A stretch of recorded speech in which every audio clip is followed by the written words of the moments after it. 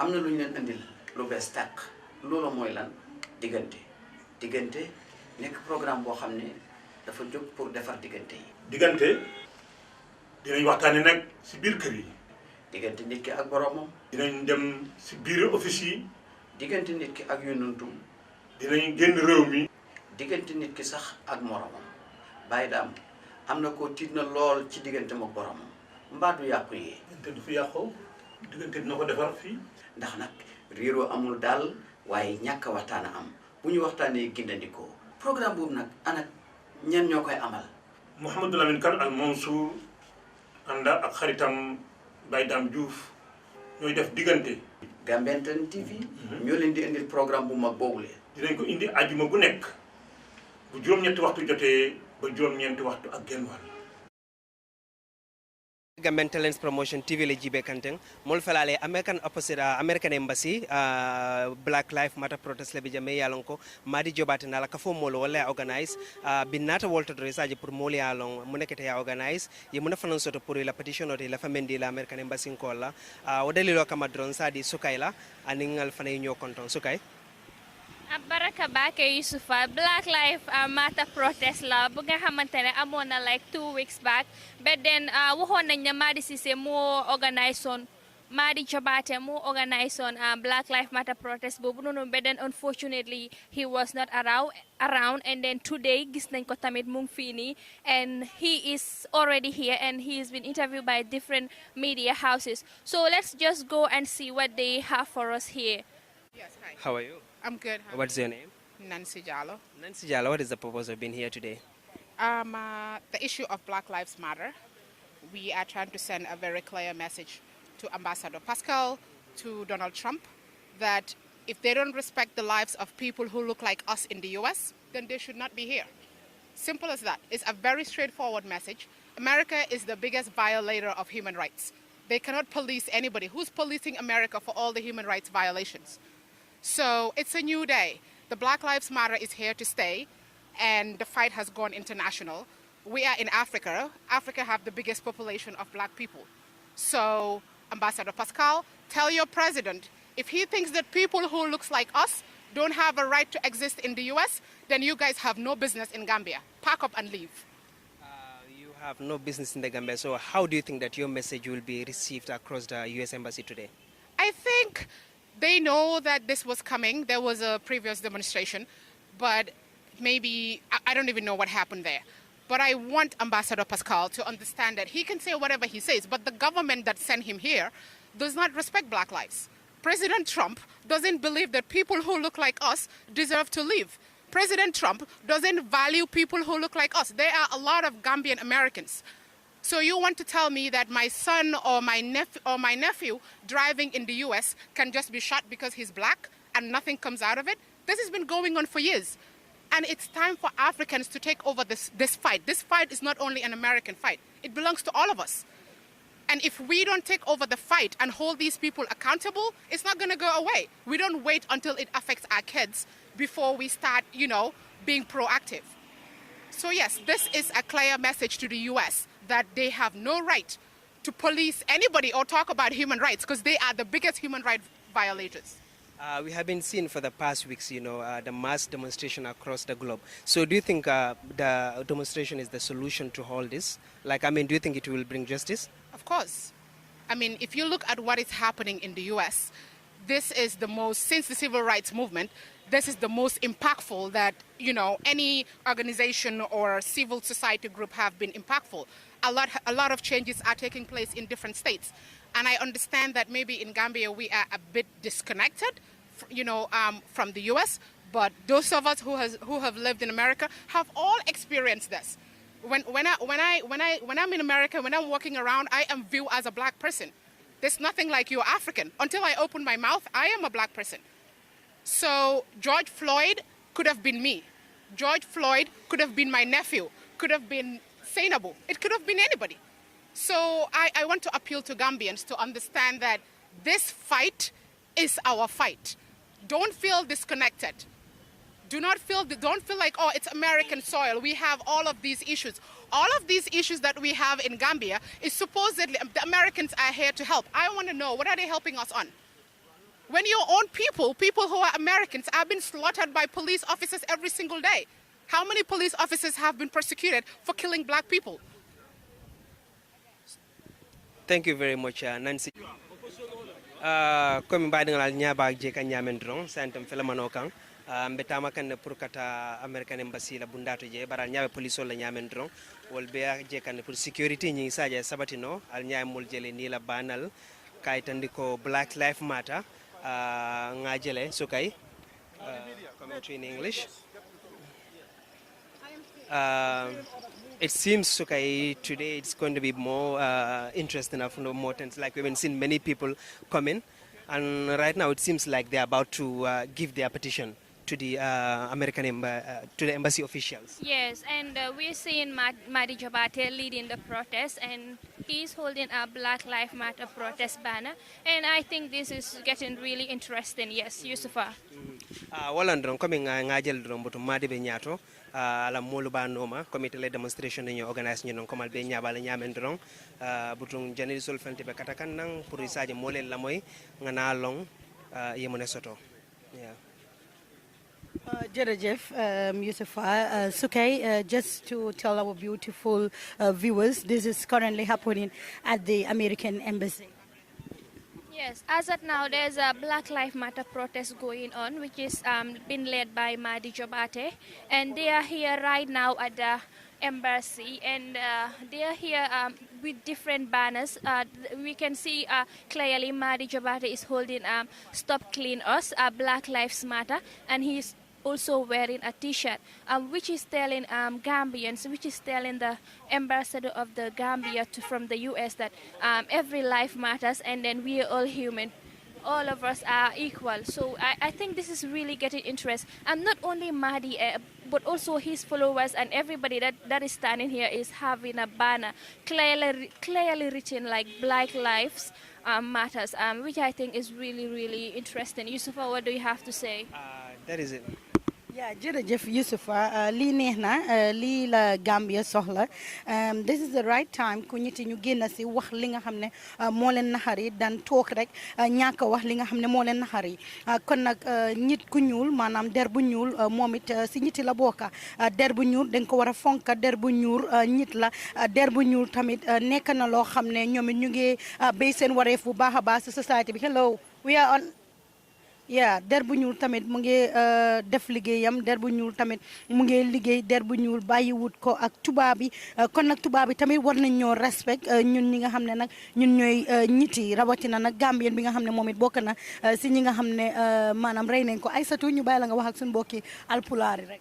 musidɓe ha joni meɗen salmina on meɗen dari ɗo American Embassy Kairaba Avenue Gambia ari noon tawede o gathering mangal moɓodiral ɓe yimɓe immiɓe inni Black Lives Matters ɗum kadi ko guril ɓalewingel kadi no konti ɓalejo on kadi ko neɗɗo himo duwa teddinede himo duwa darirede wa neɗɗo himo duwa joytorede wa neɗɗo so dari noon ton e America woni leydi ndi anduɗon ɓe waɗa advocate fi human right fi neɗɗo ɓe yo heɓu ko o foddi e mum kon kono ha joni kadi ka mabɓe no ɓuuri e ɗuɗugol ko wonata ɓe yimɓe daneɓe tampina e ɓale ɓen ha hewti police officers ɓe mabɓe ɓen no wara ɓale ɓen ko neɓale yi wawɗo wa George Floyd ko wara kon hande noon Madi Jobate e groupe makko o yalti ari ha jërëjëf su kay ñu bàyyi la rek.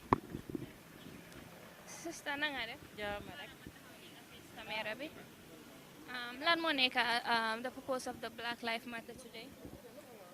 Black Lives Matters protest bi pour affaire justice la justice pour nit yu ñuul specifically Momodou Lamine Cissé mi suñ brother mi réer mi rey America ak nit ñu ñuul ñi ñoo rey America yu police di rey waaye si ron loolu noonu yëpp mbañit nit ñu ñuul yi si àdduna si loolu lañ bugga pour mu jeex te mu jeex tey waaw. Naka nga tudd? Naa Cissé Marena. Danga bokka late Momodou Lamine Cissé.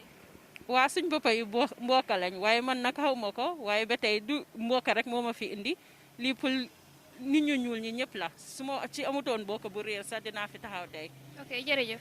waaye ba tey ñu ngi nii gis na tamit gars American Embassy bi génn nañ ñëw li nga xam ne fekkee gathering bi xëj na si kanam dinañ am statement bi nga xam ne ñoom it dinañ ko war a jox media bi ak ñi nga xam ne ñëw ne Madi ak groupe am Fatou.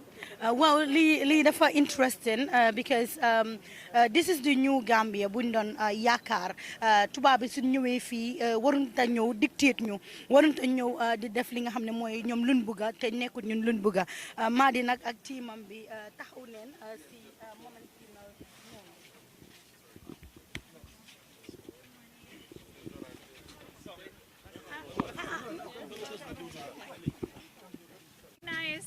all who have come out today to protest, and I want to recognize those who have organized this activity. In vibrant democracies, protests are a very important part of that, along with dialogue and peaceful protests and discussion. I want to note that acts of racism are absolutely contrary to the ideals on which the United States was founded. And we know that the United States is not perfect, but we strive to be more perfect. It is so important that we have difficult conversations about this topic, and we, the United States, commit ourselves to standing up for injustice.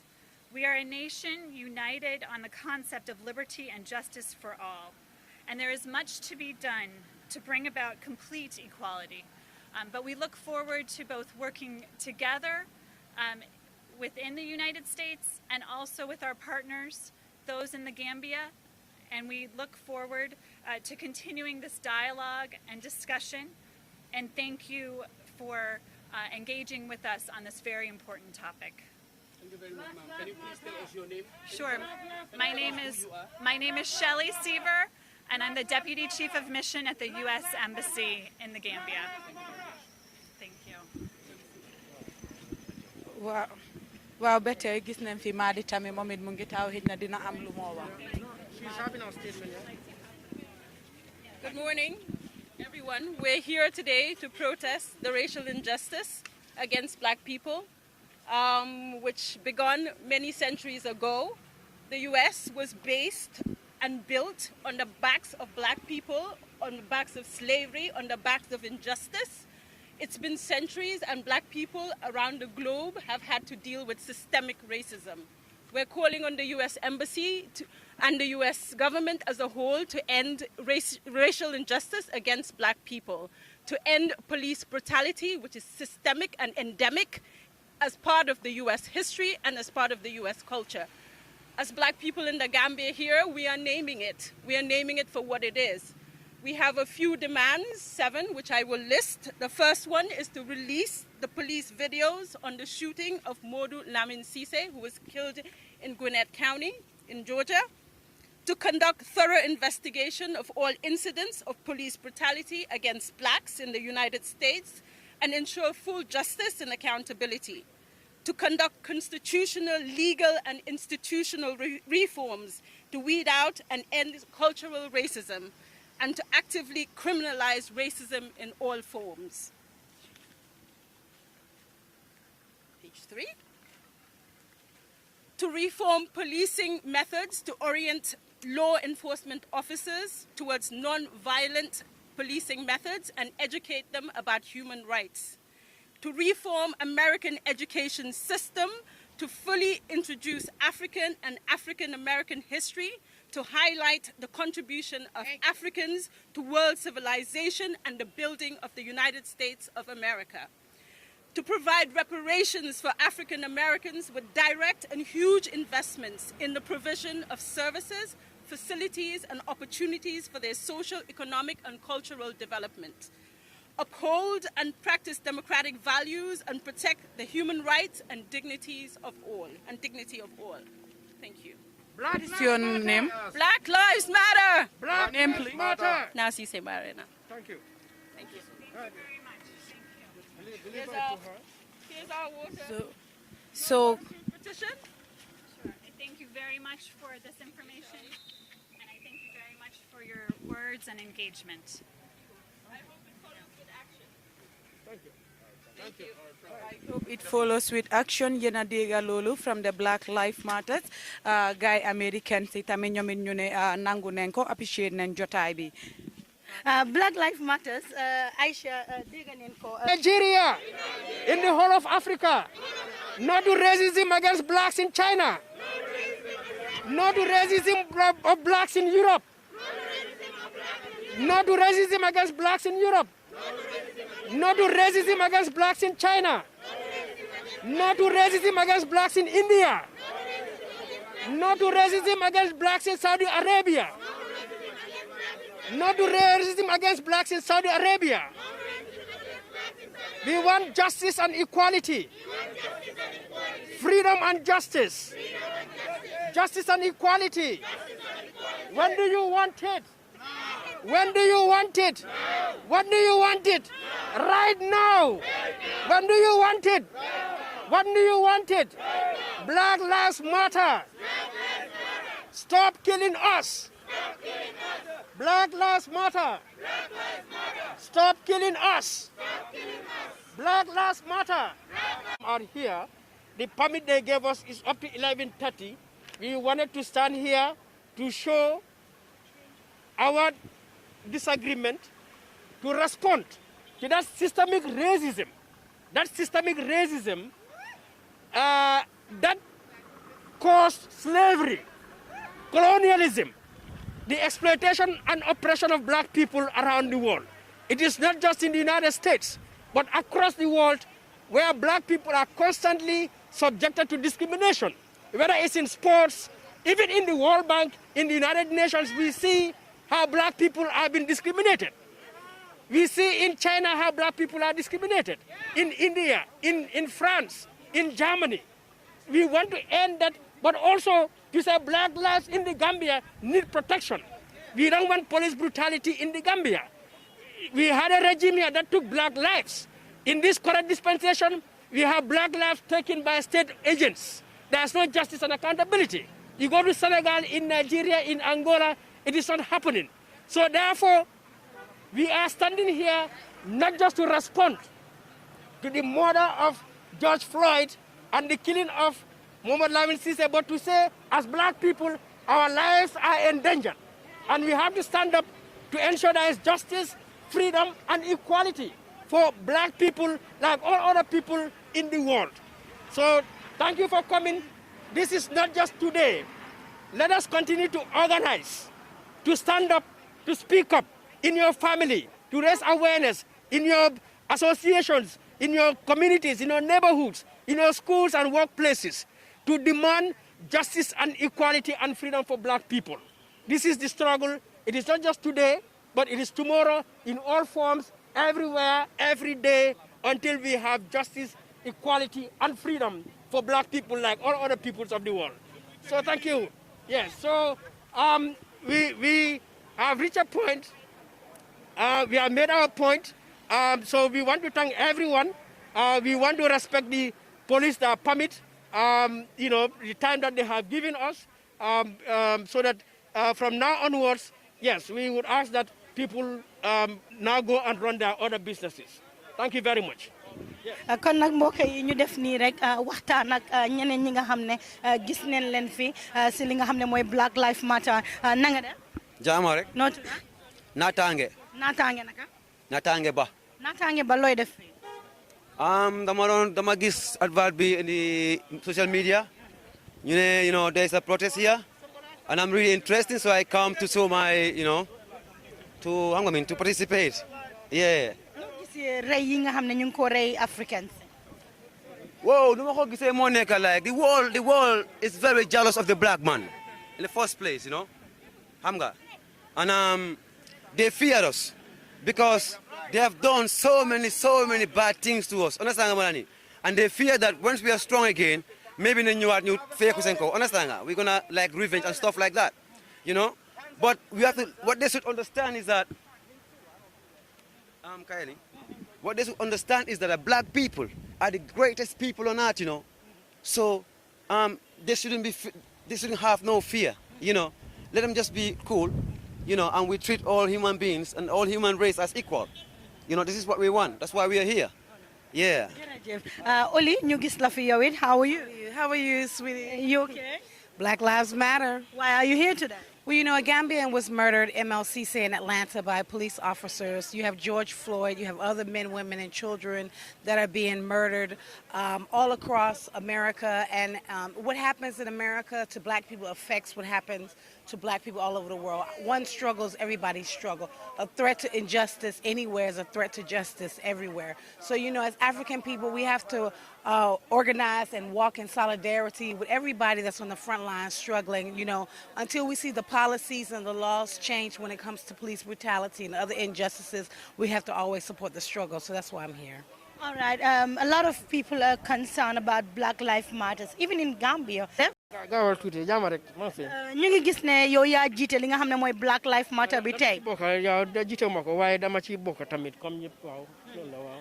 lan moo waral ngeen taxawal Black Lives Matter protest bi tey si American Embassy. waaw tey dañ fi ñëw pour wane suñ bañ ak naxar si lu xam ne mooy di you know aada bu nekk America di tuutiloo di you know lu ñoo wax discriminate xaajaat black people ba pare di leen teg violence si anam boo xam ne police in America daf leen dee neex rek ñu rey black people te du na police yi rek waaye da ngaa gis ne comme ku seet mbiri kii lu ñoo wax Trayvon Martin kooku ko rey du police sax ordinary citizen la rek waaye because racism bu nekk America di wane ne nit ku ñuul du dara life yi bakkane nit ku ñuul du dara so mu ngi mel ni ku jóg rek mun na laa neex nga dem jël bakkani nit ku ñuul so te loolu nekkul loo xam ne tey jii la xew teel a door comme si mbiri George Floyd o mbiri Mamadou Lamine Cissé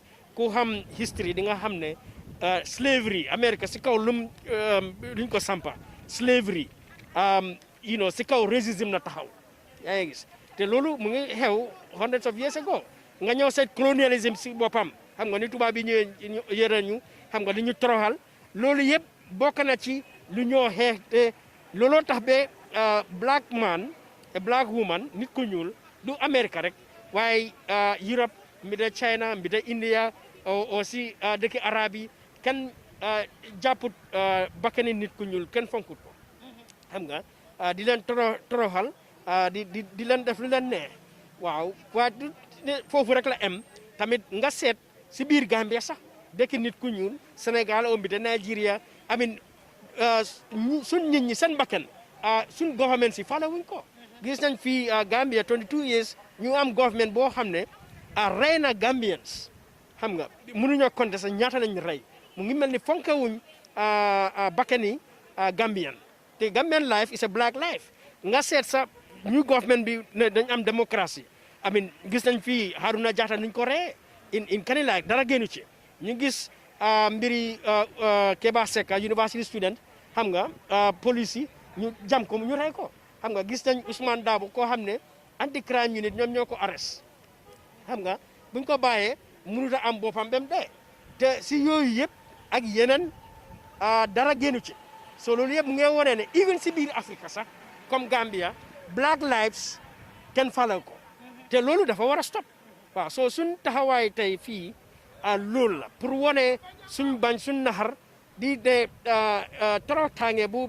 doomi nit ku ñuul si lu mu nekk kon tegu ko racisme ak government su nekk si biir àdduna si dafa war a dañ waaw. maa di gis nañ ne fan yi si gannaaw am na ñu taxaw ñu ne ñoom it Black Lives Matter te yéen tamit ngeen def Black Lives Matter yëpp ñëw si American Embassy bi ñu bari ñu ngi coow ne da ngeen ko waroon a def benn lan mooy sa réponse loolu. non non loolu fo mi loolu wax bu sell la man naa bëgg a gis ñun suñ fi jógee beneen groupe ñëw ñun suñ jógee another groupe ñëw ëllëg ñeneen ñi ñëw gannaaw ëllëg ñeneen ñi ñëw lii nekkul benn groupe moo ko def te ku nekk da nga am sa time am sa mun-mun nga mun a ñëw fii nii so loolu matawut because gis nañ America du ñëpp a ngi koo defandoor waaw ak si benn place ñi ngi koo def so man nu ma wax Gambien si ñoo xam ne xam nañ luy xew mu ngi seen xol ne dëgg dox xam nga jóg leen ngeen wane seen boppa Brikama jóg leen Massakonko Basse Boraba Kerewan Farafenni